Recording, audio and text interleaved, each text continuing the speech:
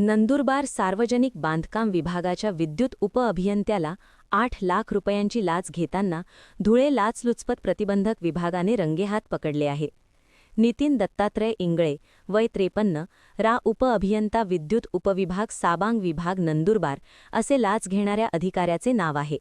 या कारवाईमुळे धुळे, नाशिक, जळगाव येथील सार्वजनिक बांधकाम विभागात प्रचंड हादरले आहेत. महिन्याकाठी लाखो रुपये वेतन घेणाऱ्या वर्ग 1च्या अधिकाऱ्यावर झालेल्या कारवाईची चारही जिल्ह्यात जोरदार चर्चा आहे. तक्रारदार हे शासकीय विद्युत कंत्राटदार आहेत.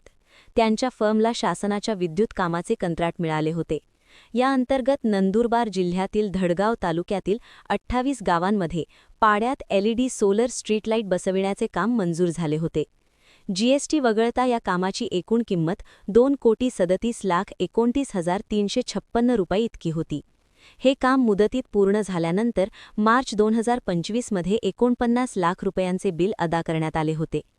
डिसेंबर 2025 मध्ये उर्वरित 2,02,05,525 रुपयांचे बिल तक्रारदाराच्या बँक खात्यात जमा झाले. मात्र हे बिल अदा केल्याचा मोबदला म्हणून आणि पुढील कामांच्या बिलांवर सह्या करण्यासाठी उपअभियंता नितीन इंगळे यांनी पैशांची मागणी केली.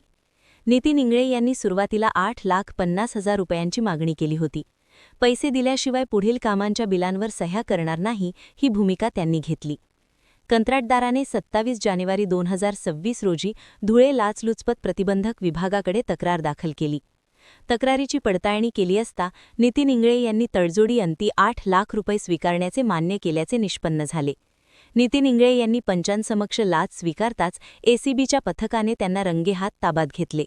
यावेळी धुळे ACBचे उपअधीक्षक सचिन साळुंखे यांच्या नेतृत्वात पोलीस निरीक्षक यशवंत बोरसे, पोलीस निरीक्षक पद्मावती कलाल, हवालदार राजन कदम, मुकेश अहिरे, संतोष पावरा, प्रवीण मोरे, मकरंद पाटील, प्रवीण पाटील, प्रशांत बागुल, सागर शिर्के, प्रितेश चौधरी, रेश्मा परदेशी, सुधीर मोरे आदींच्या पथकाने